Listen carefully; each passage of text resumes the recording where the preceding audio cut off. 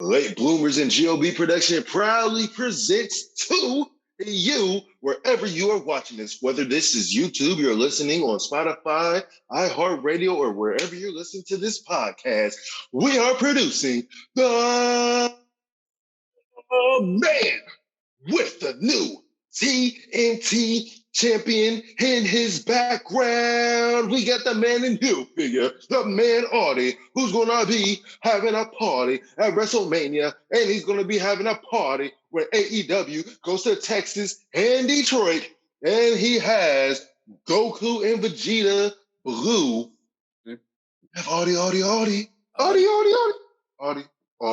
and wearing the Barry Allen Flash shirt, even though he is the second fastest man alive. Shout out to Wally West. Yes, Wally West is the fastest Flash. We have Mr. Hines. And they got me, that man who's talking Will Silly. I got me. Ooh, oh, man. That is, I want that shirt. God damn, I want that shirt. And we are the three not so wise men talking wrestling. And if you way down with that, we got two words for you. Okay. Or low. My dogs are trying to make it in. Howdy, boys. Jeff, your brother's being beat up. I wouldn't I'm telling you, I wouldn't have respected if he didn't do that. I was like, man, get to the ring, they getting kicked. I know, I'm like, just living in the moment. Bro. But then it was funny just watching everybody on Twitter just be like, what? And every time I saw it, I was like, yo, all I see is Mr. Nimbus from Rick and Morty. And everything that I saw was that dance that the people were doing now, the little TikTok dance where they can. I was like, yeah, that's accurate. That is accurate. But yeah. Great night last night. How are you guys doing?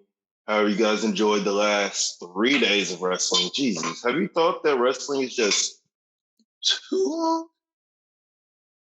Or there's just too much wrestling going on that you can't necessarily keep up with everything?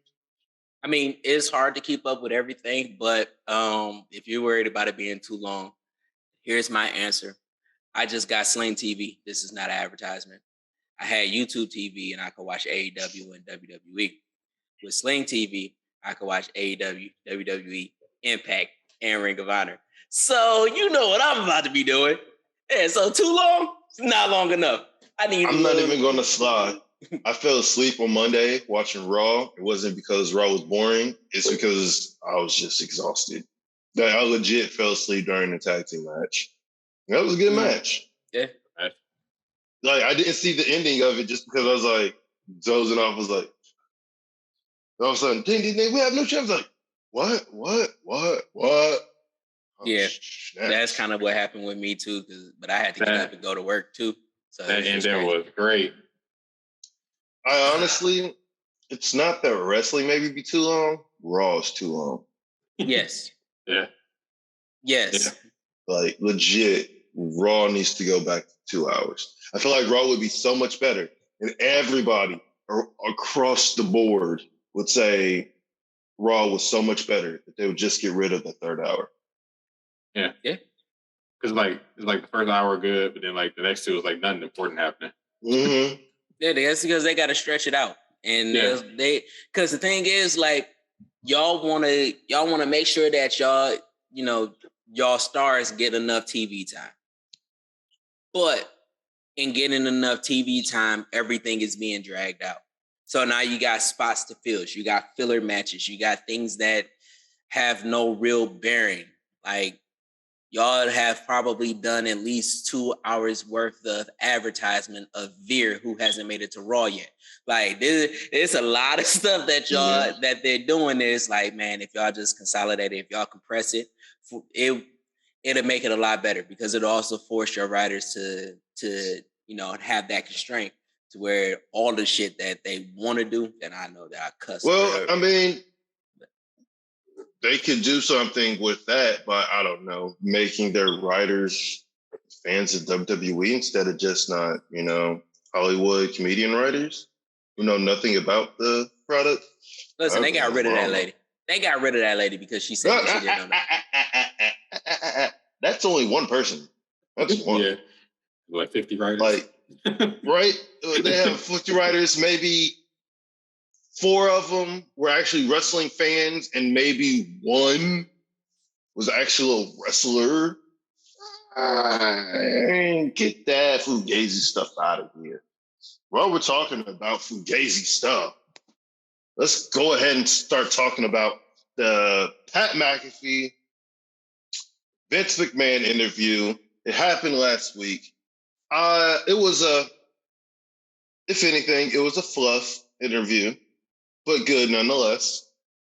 Like, you really got into like Vince's thought process. Granted, he thinks that people are dead weight if they can't cut it.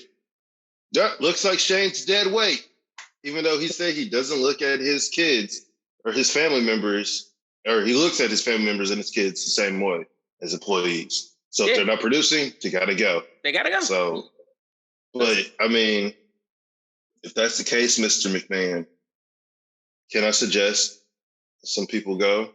Like all of your writers? Listen. 50 of them. Listen, all right. I'm y'all know me. I've been shooting Vince some bail for a minute now. I'm going to continue to shoot because now that I got his perspective on a lot of stuff, it's like, oh, it really makes sense now. Yeah, he's literally, he had to take his heart out of the business. Like that's one of the things that he said. He said once he had to fulfill for his shareholder, it made him a lot better as a business person.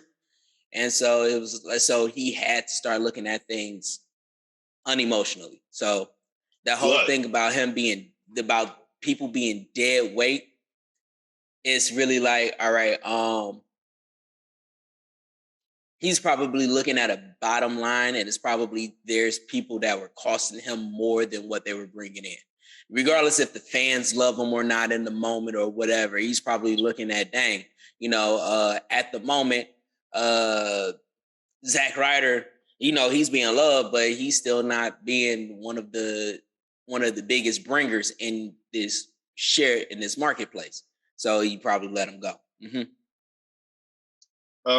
Bray Wyatt was selling more merch than anybody in WWE, and they still let him go. Yep. Yeah. Okay. But we already know that there was also different types of issues between Bray, Vince, and corporate. So to speak. Enzo Amore, his issues. Whatever he wants to be called. He was a parasite in the locker room. That was one of the things that has been said consistently, and not just in WWE, in the independent circuit. Niggas don't like him. So, like I said, there may be a cost that he is calculating that is going to be a bigger issue than, hey, man, they love him. They're bringing in more. But now this is costing me TV time, hours, because this guy doesn't want to play ball. This guy wants to hold on to creative, and he wants to hold creative hostage because he wants to do this his way. No, we're going to let you go. And I'm not saying that a lot of them are like that, but I'm saying that, now that he's talking about this being solely business, I can see where certain people would go. I can see where sometimes the money probably is coming out at a greater loss, regardless of what they're bringing in. What's good for business, though, when you have DQ after DQ, interference after interference? That part is if it's not broken, don't break it. He's literally making money off that. Like there's not anything it's not progressing the culture. But it works. It's not progressing his own storylines either. Yeah, but you're also talking about a guy that could change the story at the last minute if he sees something that's not working. So if that's the value that he's holding story, is DQ after DQ after DQ, if it ain't turning viewers off. Like if they not leaving, if they still purchasing, they're definitely not that many viewers from when even I was a kid. Like when we were growing up, that was, I would say, the height. Yeah, but here's the thing: even though that was the height, this has been his most lucrative time. So yeah, but that's because of TV rights. That's not because of actual revenue from wrestling. That's from the revenue of everything else. Now, I'm not saying that he's not a great businessman. This man is an amazing businessman. Amazing. Amazing. Excuse me. But a great, like, wrestling promoter, he's lost that step. But you're missing my point. He says once this has gone to the shareholders, that's who he's making happy. Yeah, he says, hey, yeah, I want to give the fans what they want, but the fans don't know what they want. And guess what? DQ after DQ. That sounds very, very much like a domestic relationship. Domestic violence relationship. You don't know what you want until I give it to you. Here, take all this. Take Roman Reigns. Take him. You're going to take him. Take Roman Reigns. Eat Roman Reigns anime. Eat it. Eat it. Nah, it's more like, all right, the fans want this person. Oh, they got him? And then they just close shop on him? Oh, yeah, they don't know what they want. They're all idiots. So let me do this and watch. DQ after DQ after DQ, and people are still watching. I'm still bringing in this amount of money. I'm still putting all of this into different areas of Disney in other countries internationally. So my marketplace, I'm still growing as far as financially. So do you want to know what country still fucks or what company still messes with Russia? The WWE. Hey, listen, Americans. WWE helps terrorists. I mean, granted, they still are in Israel and America and China and all these other countries where they are horrible to the people. But so what you're saying is putting into perspective that they just doing business as usual all across the world. And because if I could quote Michael Jordan, Republicans buy shoes too. Yeah.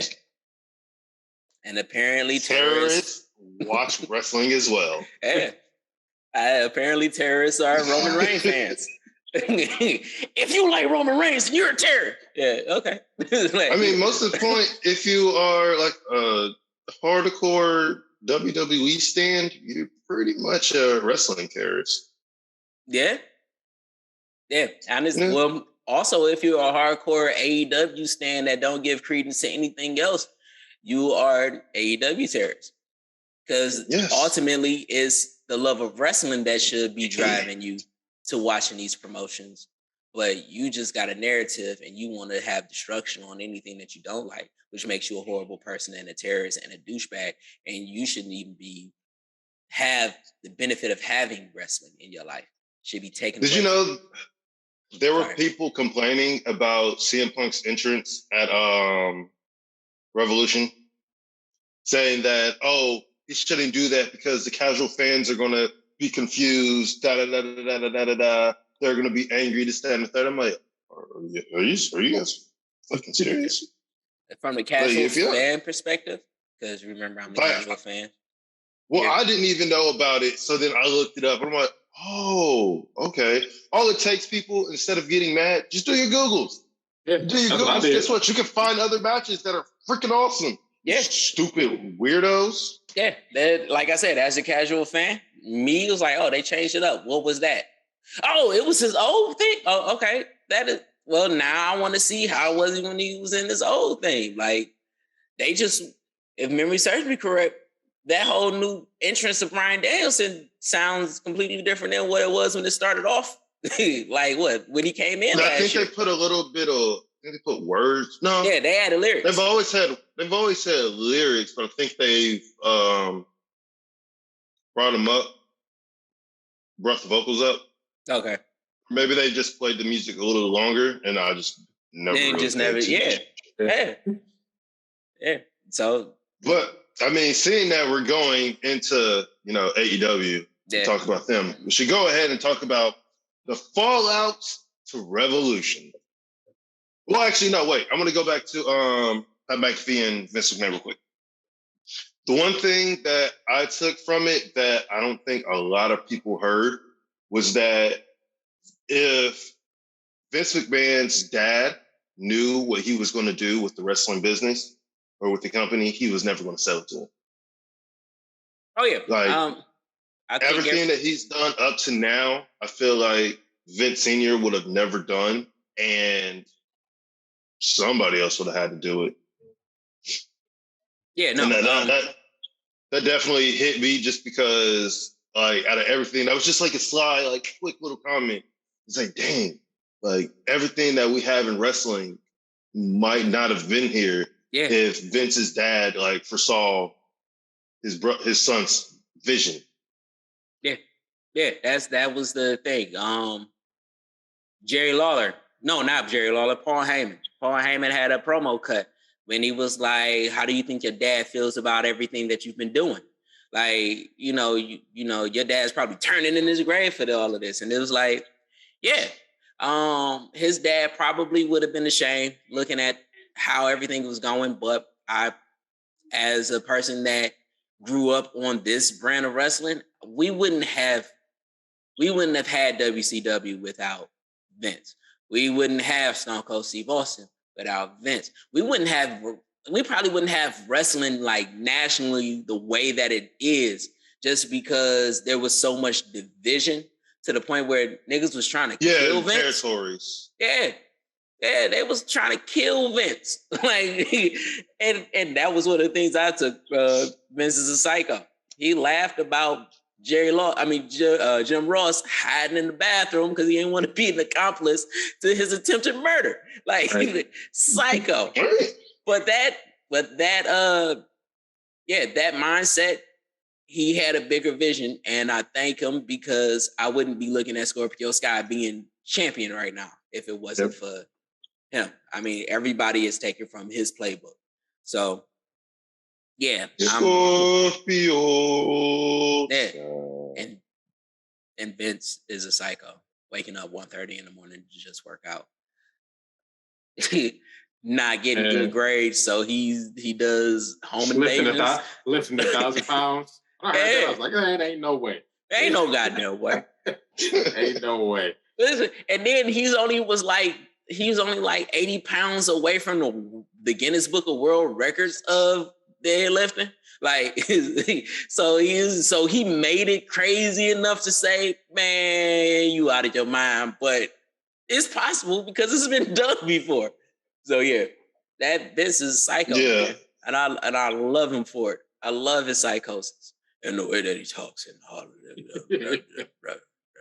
I like he kept smacking the mic. Yeah. That's just the new thing on the show because Brock was doing it too. Yeah. But like, I guess when you're not used to, I guess when you don't have like a microphone like right here, even I would probably not kick. I'm very with my hands. Oh no, it took me, like you see me sitting right here now. It took me gaming for a couple of months, just knocking shit out of the way. I gotta keep my hands out here now, so everything is. But if you're not used to it, it's a problem. If you're not holding on to that mic, you're gonna be like, Ooh.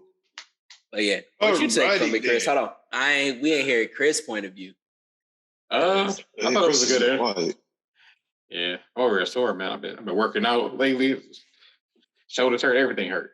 But no, but you gotta move your mouth. You ain't gotta move your shoulders. That's true. I thought it was a good interview. It was definitely a different look at Vince McMahon.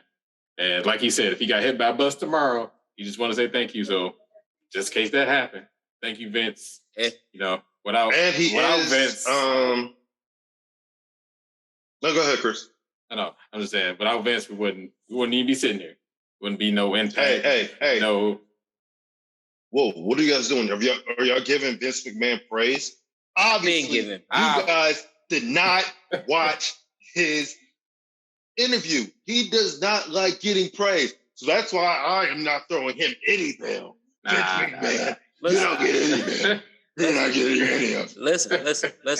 If we live by Vince. If we did what Vince did what his father wanted, we wouldn't have that. So if we do what Vince wanted, we wouldn't be who we are. So thank you, Vince. In spite of your not wanting to get praises, thank you. Take that. Is that a spiteful humble? Yes. It's humble spite. No, I mean, like, for him, it's like, oh, I don't like people giving me praise. I'm like, is that humble spite? Yeah, but he is going to be and what I gave was hate gratitude. The Undertaker at the Hall of Fame, which they just added posthumously that they're going to be inducting Big Bam Beta. It's time. It's Beta time. This is the only reason why I learned how to do this. It's because of Beta. Yeah. Like I remember like taking my fingers and like, stick like this. Yep. Yeah, I still remember Vader from those episodes of Boy Meets World. Yep, I was just about to say that. Hey, he played the dad. So good, yeah. Oh man, trying to fight George Feeney. Yeah. But then it's like, I don't know, like what you're doing WrestleMania weekend, Audie. But if you're doing anything that has to do with the wrestling, you are going to have a long week. Oh yeah. One of the things is I'm trying to get to and hopefully we'll send this out to Simon Miller. He's going to be in Dallas, so I'm trying to get to his show because I do want to first give him his praises, even though he's playing heel right now. I want to give him his praises, and I want to see when he does his American run, because I want to try to start a campaign getting him a title shot, a TBS title shot, or a TNT title shot. Yeah, not sorry. a TBS. I mean, shit. If he fights Chad before I do, Simon Miller. Yeah. I mean, but they've been asking, so they've been doing open challenges, and apparently, if anybody asks for a title shot, they pretty much get it. So, and that goes on AEW, WWE. You ask for it, you get it. So hopefully we start a campaign where he can ask for it so he can get his shot, because I would love to see Simon Miller for a powerbomb symphony. Oh. Do I want to give him that problem? Man, I don't get nobody that problem. Yeah, I don't know. All right, but yeah. So that's what I'm gonna do. That's the goal.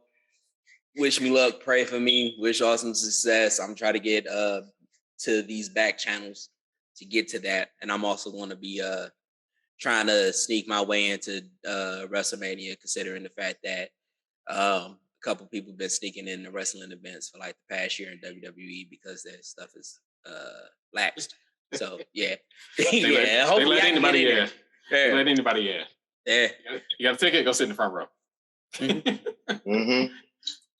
But I guess we should really get into the meat and potatoes of this podcast, talking really about what's happening on wrestling. And yesterday we had the Fallout to Revolution, where we started the show with Chris Jericho addressing Eddie Kingston, that horrible Canadian. Yes, Eddie Kingston is a horrible Canadian. Leeching. Chris Jericho is leeching himself onto more people and being such. What's the word I'm thinking of? Not a sociopath. Is it a sociopath? You mean an amazing person? Very sociopathic tendencies with naming the new group the Jericho Appreciation Society. What does he think he is? Superhero? What does he want to be? The JLA? Justice League of America? Guess what? You're Canadian. Can't be it, right? Jerk. I'm down. You just mad because you don't have a faction named after you. That's all that is. That's all that is. Why would I want the Bernard game? That just makes it sound weird. Yeah. The CT crew. CTC. Listen. CT crew. Listen. CTC. Yeah. Huh? Mm-hmm. Chris Jericho is amazing. Decides to bring out Eddie Kingston and apologize for him being a little baby back booty head at the pay-per-view, being a little crybaby, sulking because he got stretched out and he tapped out to the stretched plum. Being passionate. And he wanted no. And passionate. also he's trying to trademark Sports Entertainer. How WWE hasn't done that, I don't know. I really hope he gets it. Right. No, don't tell the secret yet. Don't catch him up before you even start. But he turned on Santana and Ortiz. Okay. And created the flipper offers with 2.0, Garcia. Sorry, I got the hiccups and a burp at the same time, so it's really messing with my system. But yeah, no. What do you guys think about the old man doing old man things and just, he's being really American right now. Just beating down the minority. Answer that. And no one can hear you clap anyway. Yeah, get out of here. Don't hear that. Y2J. However you want to do it, I'm going to celebrate this. Man, this is the first time, like, honestly, Chris Jericho has been trying to be a heel for almost 3 years. This is the first time that he's actually drawn real heat. Like, because, yeah. Did he at least change the name, though? No. Yeah, they had Inner Circle 2.0 right in their face. Right in their face. Listen, and that is the arrogance that is Chris Jericho. And it would have been NXT. Yes. No, it would have been great. But Chris Jericho has the bigger picture ahead. You gotta think about it. Yes, that's the whole story. Is him being egotistical. And, you know, Eddie spoke on it, but now you seeing it. And you saying that he's leeching off some new talent. They are leeching off of him. Because honestly, I didn't give a good goddamn about Daniel Garcia or 2.0 until that moment. And I said, you know what? They might be championship material. That's the first thing I thought once they shown how intelligent they are to side with some greatness like Chris Jericho. Or I know this is jumping the shark real quick. What if they feud with Danielson and Mox for Garcia? That may happen. Honestly, it may happen because they got another egotistical person on that side too with Bryan Danielson. Like I said, that shit is being understated. You talking about sociopathic tendencies? That guy is there. Like, so yeah, it's amazing. So I'm just gonna. I'm just gonna throw out a early little spoiler or a heat check. I don't know how heat check. There we go. It's gonna be the Inner Circle 2.0. JAS versus LAX 2.0 losers with Mox and Bryan Danielson in the 10-man tag. Somewhere in the near future in between now and the summertime. I can see that happening.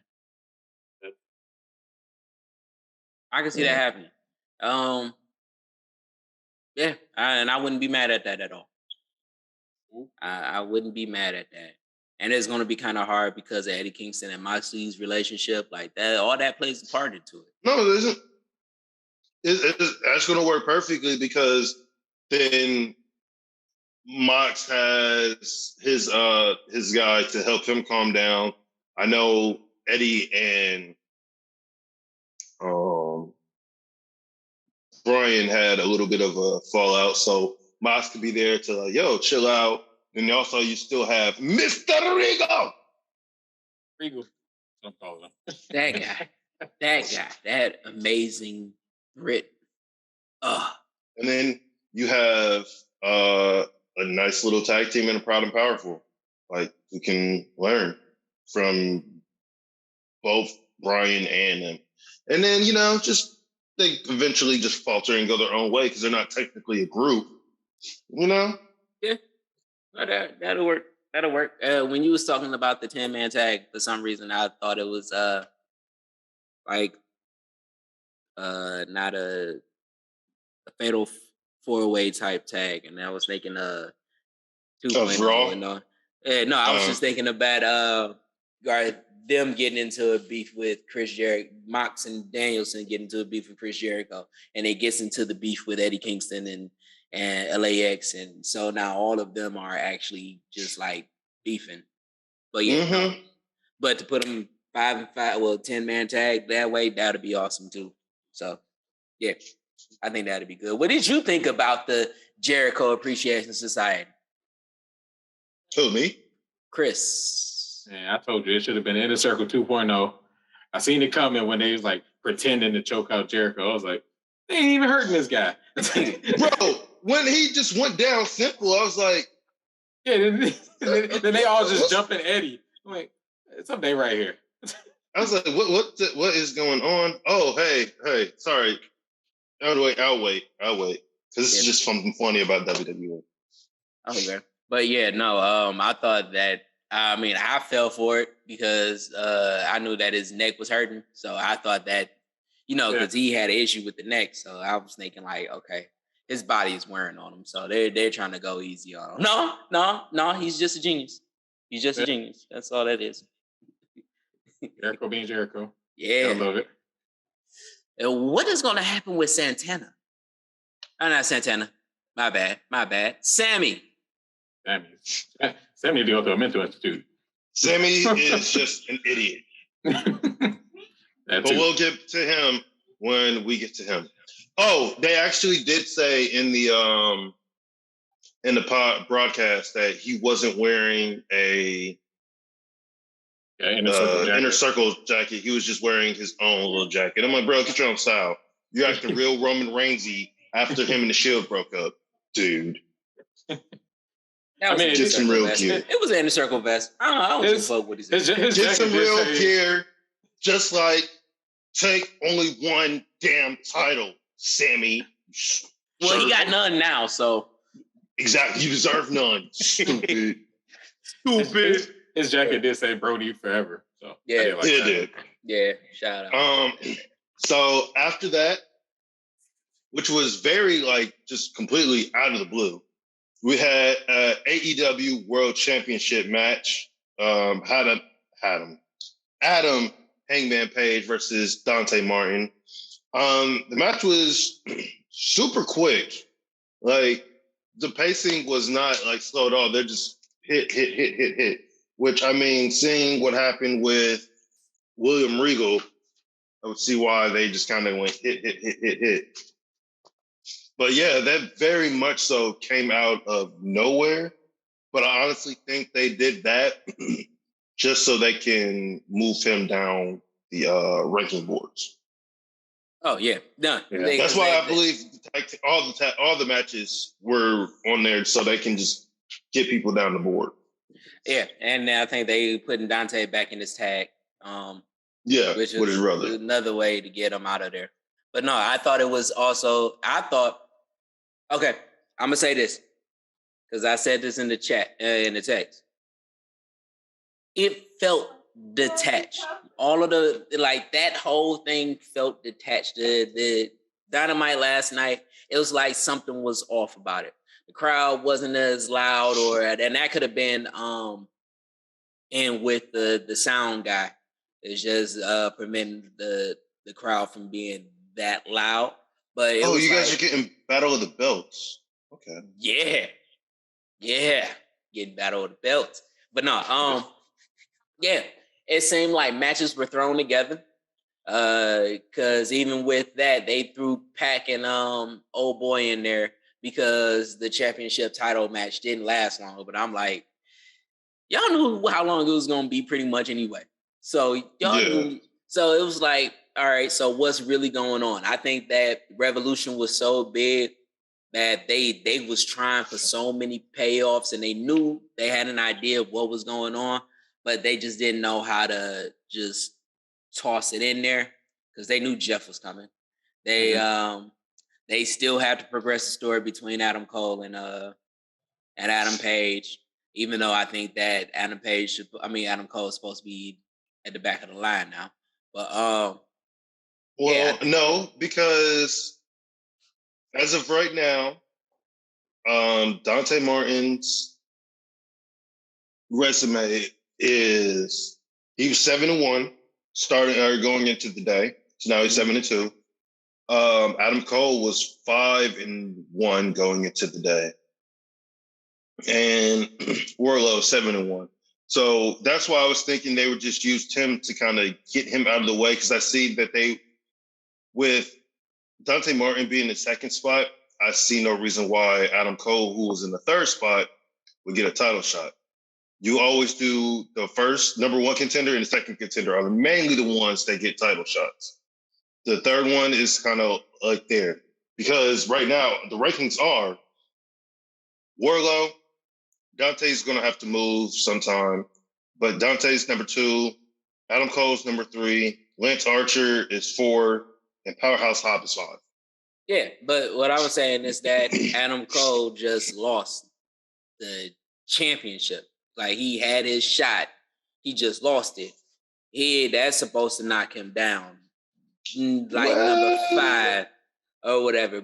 And I know that they had to get Scorpio out of there too, because Scorpio has been undefeated for the last year. So they was trying to get him out of the way, which is why he got the championship. So I see how they're doing the TBS, and those should have been like 1 and 2 as far as ranking. But now Scorpio is at the top with that TNT belt. Wardlow's about to get his shot. Lance should be knocked down because he lost prior to Adam Cole, but those people should be in the back of the line. And there should have been some other people that has better rankings, but I gotta I'm not looking at the rankings, so I don't know where the fuck, who else is up there. Right now, they only have the first 5. Yeah. And their stuff is from yesterday, so everything needs to be changed. Yeah. So, but yeah, because I know that what's his face? MJF should be in there somewhere. You got I mean, like I was saying, well, no, I'll just bring it up when we start talking about Wardlow. Well, I mean, shit, we can head towards there now, because wasn't that right after that championship? Somewhat. So yeah, obviously Adam Page beat Dante Martin with the buckshot lariat. I mean, for the most part, it was a good match. It didn't necessarily highlight too much of Dante Martin's prowess, but I mean, I get why. Giving him a little bit of shine, because he's still gonna have to lose. Yeah. But Wardlow came out, talked about how he doesn't care about what his contract says. He's going to do his own thing, blah, blah, blah, blah. I don't see that working out for him. You know? Because, let that man be free. A contract is a contract, all right? I don't know why I'm not holding up anything, but a contract is a contract. You have to go to what the contract says, even though we always say, yo, free this guy. Free Ali, by the way. Free Ali. But yeah, I say if Wardlow wants out of his contract, he has to do a couple things just, to get out of his contract. Might need to hurt somebody, do his normal job. But if he wins the TNT title, he'll have to, he should have to give it to MJF because technically within his contract, it states that if he does win the title, he has to give it to MJF. But MJF was the one that said, oh, if you win, I'll let you keep it. But now that, everything happened, MJF ain't about to let that happen. He's a spiteful little guy from Staten Island. That's not going to happen. But also, if he wants out of his contract, who is number 1 on the leader ranking boards for the championship? That's right. It's Wardlow. So he has to, if he wants the title, has to give him his spot or title. If he wants the championship, has to hand him his number 1 shot at for the rankings, and he has to give him $7,500,000. That's almost $1 million. And guess what? I think Wardlow should almost be ready to be bought out of his contract. What do you guys think? I think Wardlow needs to be getting his ass kicked because I'm siding with MJF. I'm siding with MJF. Kayfabe, fuck Wardlow. Wardlow is a dishonorable man, and he should get his ass kicked, or he should fight for his contract. I think that's probably also where it's going to go. Hey, yeah, I'm not going to buy you out, but to wrestle. Probably going to be a handicap match. It's probably a handicap match for his title, and he's going to powerbomb Symphony, Sean Spears, and MJF to death. I mean, technically, isn't Sean the only person that is with him right now? Technically, no. I mean, Tully is fired, and Wardlow doesn't care. But FTR is still there, even though they might be going too. But for right now, they're still there. And Sean Spears is his best friend, so he ain't going anywhere. But yeah, no, I think there is probably going to be a match for his contract. But yeah, so now that my kayfabe's out of the way, I just want to get this out of the way real quick. Boy, was I wrong about Wardlow needing a mouthpiece. I was definitely wrong about that guy. That boy speaks eloquently. He sounds very intelligent. He's also putting that clean cut to use. Hasn't heard him cuss yet. He got out of the suit and he looked like, man, he looks like an okay guy. And he sounds very inspiring. He sound like a face. And and the face that runs the place. The face that runs the place, and this is about to be Wardlow's world. Oh, I felt that. So I just wanted to give a shout out to him, round of applause and all of that, because I was definitely wrong about him and his stardom. He's a lot better than they really dimmed his light in the Pinnacle. They dimmed his light, and I think that was intentional. Yes, did MJF. Yeah, I think they literally played it. They knew what they had with him. I think Tony knew what they had with him. He said, "Hey, MJF, let's keep this under wraps. Once he start building up, we're gonna push him." And once they started pushing him, you done seen him like he played emotionally, like restraining all the other stuff in his face. It's like, okay, he can do that, but he's not a mouthpiece. Now he's talking. There ain't nothing this guy could do. Like there's nothing that is going to restrain him. That boy's a superstar. I'm calling that now. He's a superstar.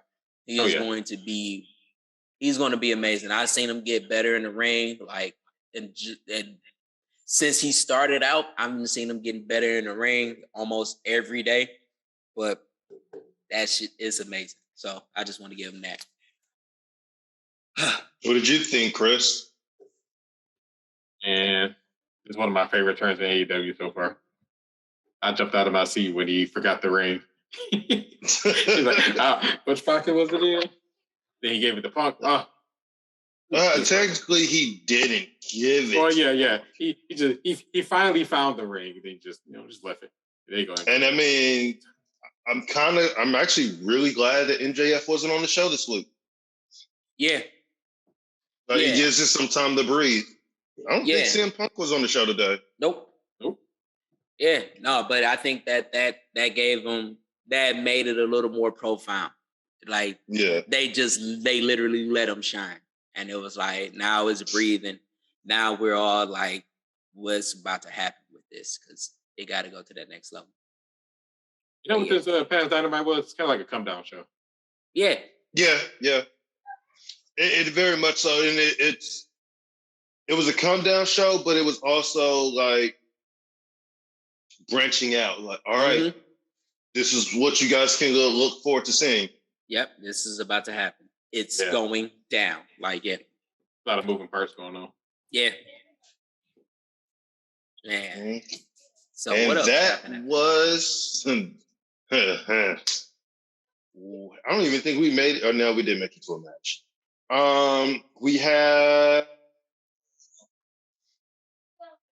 We could do Jon Moxley, Bryan Danielson versus the Workhorsemen, Anthony Henry and JD Drake.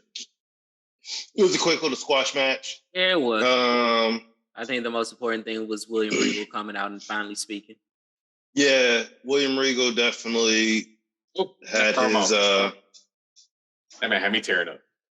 Had me, yeah, very much so. And then he went over his allotment time. They're trying to wrap him up. Yeah. And they're like, no. And for him to be who he is, and to see the nervousness and excitement that he was feeling, like he was stumbling over his words. It sounded like he was a young wrestler again, trying to figure it out. And it was like, oh my God, he's really excited about this.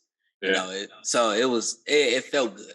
It felt good. Then he apologized on Twitter today. I was like, man, ain't no way. What you apologize for? Exactly.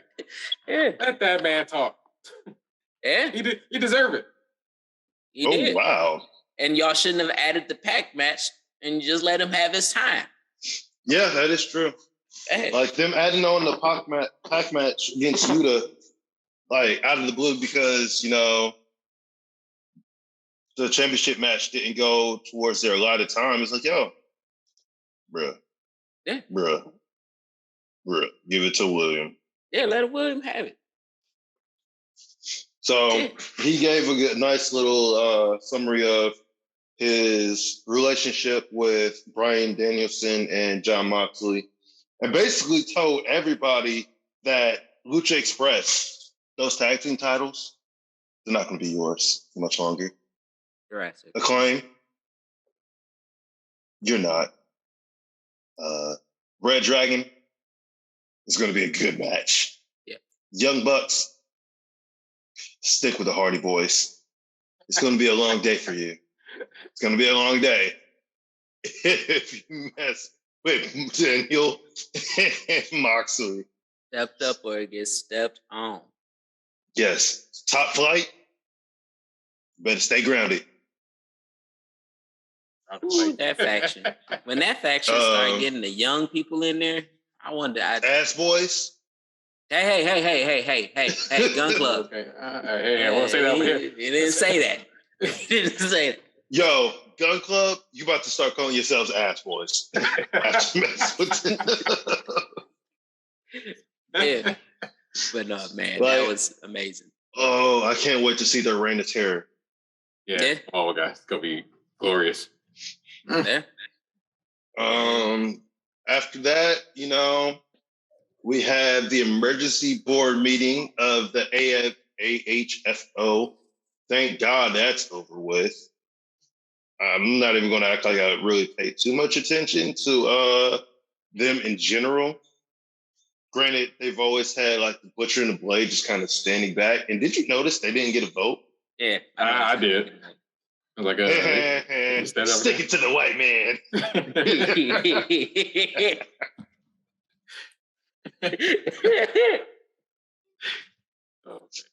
Yeah, they did stick it to the white man. Matt Hardy came out talking about how he was sorry for his actions and how he was just being like the old timers when he got into the business, taking money from the young boys. So they eventually gave a vote. Private Party gave him a this one. Oh, they turned around. Andrade gave him a this one. And then slowly but surely, Private Party went. What a Batista. Yeah. And they just started giving them the beat down. Go ahead. What he say? You must always wash your bag. I was like, I'd have been like, I do wash my back all the time. Usually, like, you're right. No, not wash. Watch. Oh, watch. Okay, yeah. But no, man. Oh, okay. So then I think everybody was slightly disappointed when Sting and Darby came out at first. Mm-hmm. Because they're like, oh, it's going to be Hardy. Oh, it's Sting and Darby. And just, yeah. I put out my camera for nothing. All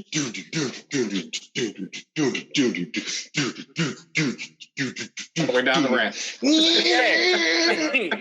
All the way down the ramp. Why? Jeff, your house is on fire. Matt was like, help me, nigga. I was just like, yo, Jeff, at the end of the day, still got to get this shit in. Yeah, I would, like I said, I wouldn't have respected if he would have just came down running. I'd be like, what is this? This is what? Is this Willow? Because this ain't Jeff. He came down, hip thrusting, came in the ring. They cleared the ring. And then all of a sudden, after the ring clearing, holy snaps, that's words put together in sentences. There was a small little stare-off between Darby Allin, Sting, and the Hardy Boys. And we already saw what Sting did at the pay-per-view. We already know that Psycho. Matt Hardy doesn't necessarily care. And Psycho. We know that Jeff Hardy and Darby Allin don't give a fuck. Death Wish. They both got Death Wishes. Jeff Hardy doesn't care. Darby Allin doesn't give a fly fuck. Yeah. Hey, I done seen some spots from Darby that is just insane. Well, I already know that there's going to be an 8-man tag at first. It's going to, is it going to be Butcher and the Blade and Private Party versus Darby Allin and them, or is Andrade going to get involved? Probably the first one, and then like Andrade versus Jeff or something. Yeah. I mean, Andrade is still trying to buy Darby. I don't know if you know this, but you're not allowed to buy people. That's human trafficking. I mean, America used to do it all the time. Well, I said to the American hypocrisy. Oh, let me count the ways. They came here seeking freedom, and then they end up owning slaves. Says Ted DiBiase. I mean, everybody has a price. Yes, everybody has a price. But price is death. Yup. Yeah. We also turtles. Turtles. I like turtles. Look, we ain't gonna just get past by 61-year-old Sting jumping off the damn mezzanines. 3 tables. 4. Then he got up. Oh, was it 4? Okay. Yeah, it was 4 tables. And his hair was looking the way that it did the entire time. It was like don't move. You just don't move. He looked like what he did in Impact Wrestling, where he was trying to be the Joker Sting. Oh, Crazy Sting? Oh, I like Crazy Sting. Crazy Sting. Sting, man. Sting is not. Ain't no one, man. And I can't wait because we need a rematch of Jeff versus Sting. I was thinking the same thing. Oh yeah. Yeah, need a rematch of Jeff versus Sting, but Jeff versus Darby, that is going to be insane. Because, like you said, Darby doesn't give a flying fuck. Man. And I hope, honestly, here's another thing. I hope, and I pray that after this whole Malachi Black thing, that the Lucha Bros, Darby and Sting, and the Hardy Boys get into a fucking match. Because I want to see that. Because that, man, That okay. I don't really do too many dream matches. That's a dream match for me. I want to see Ray, Darby, and Jeff just go at it. Man. Just do some crazy stuff. Yeah, because like I said, one of my favorite moments that Ray has done was when he just did that flying kick on Orange Cassidy. Like, just out of nowhere. Off screen. Yeah, just off screen, just flew in. Like a bat out of hell, just flew. And then did that pose. Yes. And then Darby flying in from the back. I can't even remember who he hit, but he just threw his body on the people, just bam. I was like, oh my God, these guys is crazy. I'm just waiting for that match. The Hardys and the Young Bucks again. That's what they're gonna set up after they lose to the Red Dragon. Yeah. Red Dragon. The Young Bucks always go and they talking about new bio. They say crazy. Growing up, all our favorite tag teams was the Hardys. Now fast forward all these years later, and AEW has a much better tag team called the Young Bucks. It's so good.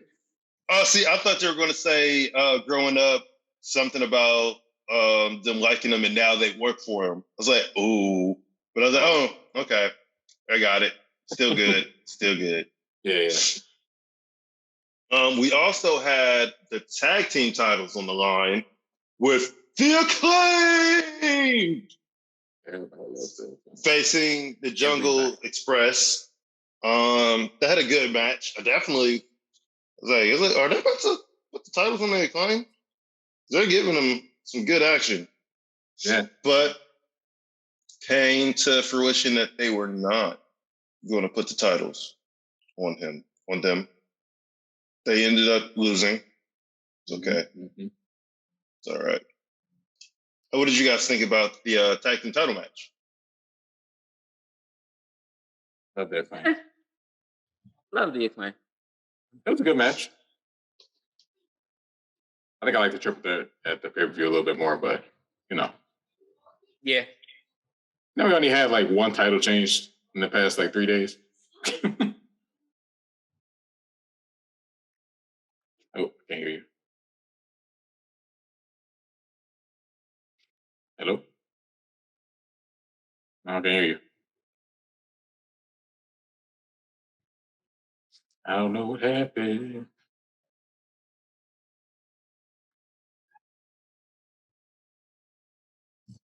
Nah. Dun, dun, dun. That's great.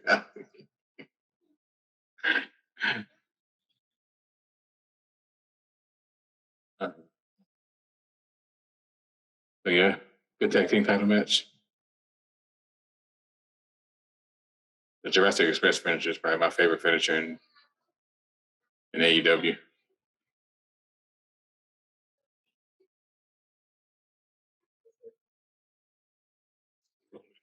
Pause. Oh, I hear something. Can you hear me now? Yeah, there you go. Stupid headphones. Let's go over here screaming. I can hear nothing. Okay, there you go. What was I saying again? Tag titles. Triple threat. I don't care anymore. Yeah. It's not important. What did you think about the tag team title match, Darius? It was okay. I like the Acclaim. You know how I feel about Jungle Boy and Luchasaurus. Please don't. It's bad. I can't stand them. I can't stand them right now. I don't know why I don't like them, but I just don't right now. We're not going to disrespect that finisher like this. Is it because, Jungle Boy isn't a Jungle Man yet? Man, I think his heel turn might be bigger than Wardlow face turn. I see him having a match with Christian before. Oh yeah, for sure. And then I don't really see him being. I I could see him being like a Ricky. Oh man, I'm about to be very mad at myself because I can't remember his name right now. Ricky Steamboat.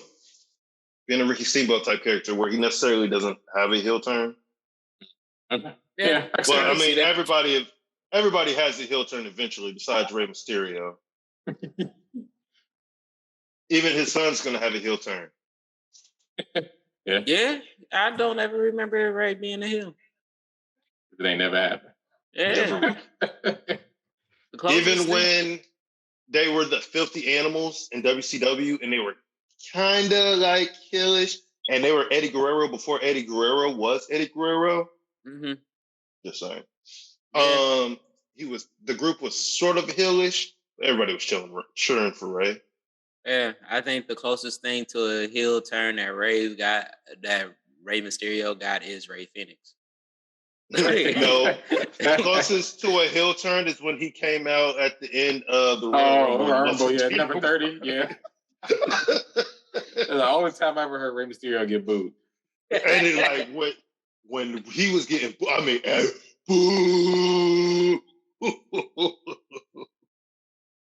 Never happened again. Yeah. Oh man, but what else happened? After Jungle Boy, them losers. What's the match that came? Can you hear me? I can hear you, yeah. No, we can't hear you again, man. Ooh. All right. It was Layla Hirsch versus Thunder Rosa. That's how I feel about it. Yeah, it was an okay match. Ray and yeah. It wasn't the best. But Layla Hirsch is, I think she's new within like just the wrestling world. Yeah, so yeah. Give her some time. Yeah, getting there. She gotten better. That's for sure. Yeah. Layla Hirsch versus Red Velvet. So there's that. Next week, there's gonna Thunder Rosa's gonna win the title in the cage in her hometown. San Antonio. I would rather them have I don't think so. What, really? I don't think so. I don't think so. I don't think so. I mean, I'd rather her have won it at the pay-per-view and then like not have her on the show. Or maybe she has to put or the rematch or whatever. And then when it's San Antonio, she has the Eddie Guerrero celebration. But I mean, she's not really necessarily on that level. So I see why. They're just going to give her the championship in the cage. Because Jamie, hater, and Reba, not Rebel, can't give off. Yeah. Even though in WWE, even if there is a cage, people still get involved. Yeah. And they even mentioned Mercedes Martinez too. Yeah. Man, Brick coming out at the end was amazing. Yeah. Hey, what he say? Hey, Rosa, it's me, the champ. Like, God damn, Brick, you know how to do this. Like, every time. She's not relevant unless she's facing her. Yeah. Man. Rebecca I don't see her losing. I don't. I do. It's time. It's over. It's thunder time. It's time. It's time. It's thunder time. All right. Let's move on from this. I see a train wreck happening. The awesome, amazing women, because Jade asking who's going to step up and get that kiss of death. I volunteer as tribute. I was about to say the same thing. I volunteer as tribute. Yeah, she's setting up a match with somebody, so we'll see that. And then we had the main event of the night, Scorpio Sky versus Sammy Guevara. All I'm going to say about this match is Sammy Guevara, you stupid idiot.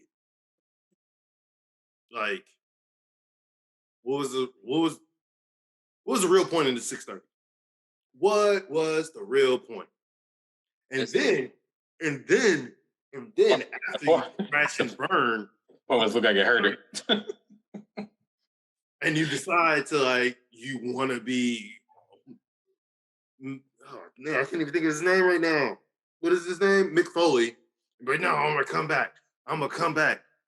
You're gonna still try to hit some. He'll go up to the top rope. Moves.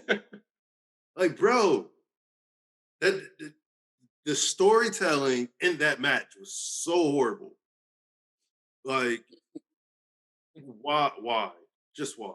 And now, I don't like him. I don't like Ty Conti. They are an annoying ass couple now. Like, I'm so happy that Scorpio Sky won and that Paige kicked her right in the head and then got to tap that ass with signing her contracts. Like, oh my God, if Sammy would have won, I swear I would have gave Dynamite like a C for the show. Yeah. Well, no way he should have been winning that after doing that. 6:30. It was just why? It's like, who's going to kill themselves first? Is it going to be Sammy or Darby? Yeah.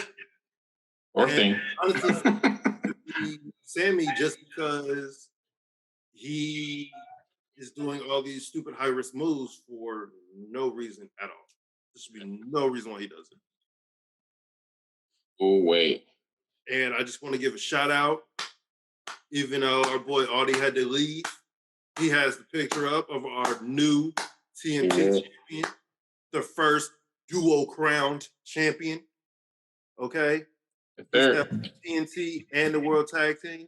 As soon as he grabs the World Heavyweight, he'll be the first ever Trios Crown champion. Third. That's be a story. I don't want to use Triple Crown and yeah. Because, you know, those are WWE terms. Trios. Trios. So that was, besides for Sammy's annoyance. Yeah. It was a good match. It was actually a really, really good match. Yep. The crowd, I feel like the crowd was hyped for Scorpio Sky winning too, because one, Scorpio Sky is still undefeated. Two, just why? Why? I'm still just the question, why? Why the 6:30? Why the shooting star press?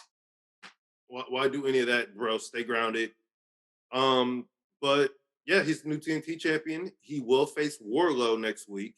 I feel like I'm gonna die. Yeah. I want Sky to be a transitional champion, but I don't. Unless something dirty happen next week with the Wardlow match, I can see MJF or Shawn Spears coming out and costing him. I feel like somehow MJF's going to get involved. Yeah. Either going to make him lose the match, or he's going to, after the match, be like, yo, you have to get the title over to me because that's the contract. Yeah. Either way, two things are going to happen. So it's great that Scorpio Sky won it. It sucks that he's only going to get one defense, but it's okay. Plenty more to come. And I say they make him the first trios crown. Yeah. That's what I would make his story. So that is the end of our AEW take. We're going to scoot over to Impact real quick, where I guess they are, on April 1st, they're doing a multiverse of matches. That's what they're calling it. So Donna Priazzo is either putting her ROH women's title or her AAA Reina de Reims title on the line. Oh my God. I gotta go to the bathroom. Yeah, I gotta go to the bathroom real quick. Yeah. Okay. Talk about anything wrestling.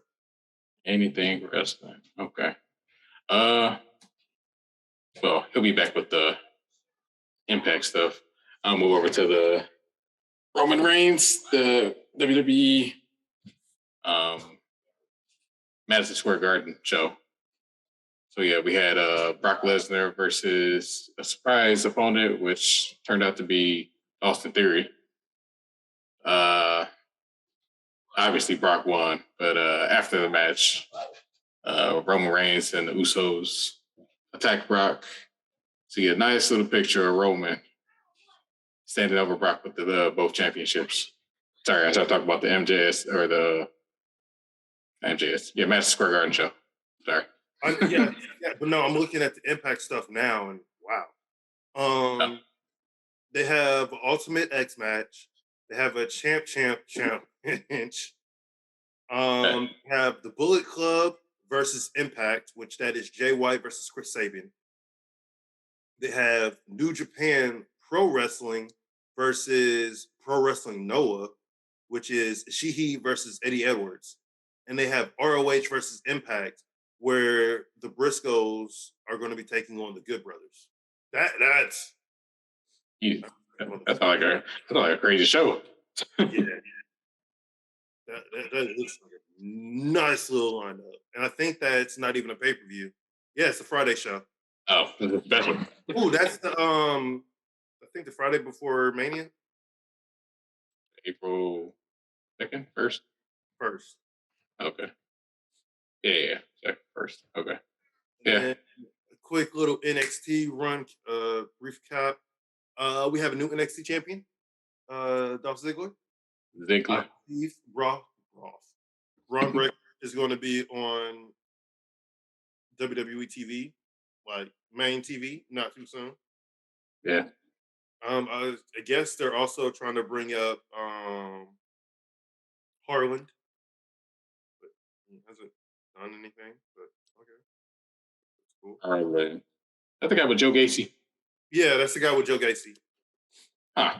Really? Yeah, which is very much okay. That's good at bringing somebody up super quickly. Super quick. But if you want to keep going through the Madison Square Garden card, which I mean, the only thing that really matters is I don't know. Yeah, it's just a Roman Reigns appreciation minute. Just Roman standing with both titles over Brock Lesnar. Oh. Gosh. Will that happen at WrestleMania? Probably. Yeah. Any prediction? It's a spoiler. You heard Paulie boy. No. So let's mosey on down to Raw. Get this out the way real quick because my stomach is hurting, but then not hurting at the same time. So we started off Monday Night Raw with the tag team match. Alpha Academy versus RK Bro versus Kevin Owens and Seth Rollins. Mm-hmm. Great match. Yeah, great match. Great WWE style match. And I liked how they did it more in a triple threat manner than a tag team. Yeah. That way, when, like, honestly, they give Chad Gable so many like finishers, but then what people don't understand is like, oh, they're beating him down. It's like, no, they're making him look strong by the fact that they have to give him the RKO, give him the buckle bomb, give him the stunner, give him the curb stomp, and then that's what keeps him down. Yep. Like, Tag Gable look like a superstar. When Seth Rollins was about to go for the pin, Riddle, throw him out. Got 1, 2, 3. Randy Orton used the F word on Raw, on TV. Ever. TV. First time ever. Use friend. It felt weird. It made me inside. Kind of a little bit, but I held it in. Mm-hmm. And supposedly they're setting up them versus Street Profits. The Street Profits did beat them like a couple weeks ago. Yeah. It might be them at the pay-per-view. Let's see. Dana Brooke has something with Tamina that doesn't matter. Logan Paul and The Miz, I hate them. Blah. Braun Breaker and Tommaso Ciampa showed up on Raw, though. They had a really good match against the Dirty Dogs. Yeah, that's why like seeing that match made me think, yeah, Braun Breaker's about to be up there real soon. Oh yeah. Hopefully Tommaso Ciampa as well, but we'll see. They already changed the song. Might as well move them up. See, I haven't. Everywhere I've looked to listen to a song, besides when I watched NXT a couple days ago, was the only time I could hear his music. Like when I look online, they only have his old music. I'm like, yeah. Oh, I wonder why. Then Almost fought Apollo Crews, squashed him. They're setting up Omos versus Commander Aziz. That should be whatever. Liv Morgan and Rhea Ripley defeated Carmella and Queen Zelina to be added to the tag team matches at WrestleMania. Just one more people. Austin Theory did get set up to face Pat McAfee at WrestleMania. So we kind of, everybody knew that was happening. So it could be a good match. It could be a really good match. Good showing for both of them. So I wish them both the good luck. And then we had Finn Balor face Austin Theory on Monday Night Raw, but then it ended up, I believe, getting DQ'd because then Damian Priest came out. Yeah.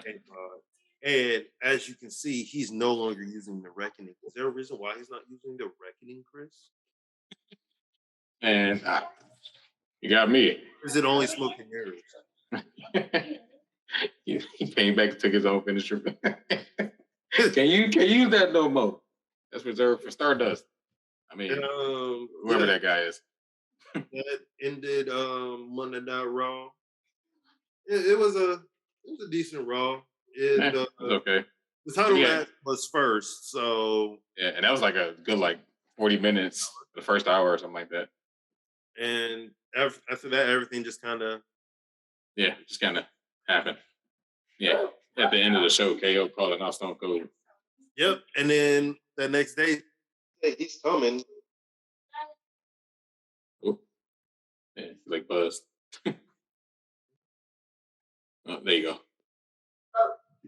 All right, and with that, and seeing that I'm constantly having difficulties with my mic, we are going to call this a night. Yes, sir. I want to thank everybody for listening to our podcast. We appreciate all of you who listen. Thank you. Audie had to leave, so it's just going to be me and Chris signing you out. I know Audie likes to say that if no one's told you, you're loved. If no one's told you, you ain't shit, never been shit, and never will be shit. All right. With that being said, I have to go take a shit. So. Peace out, everybody.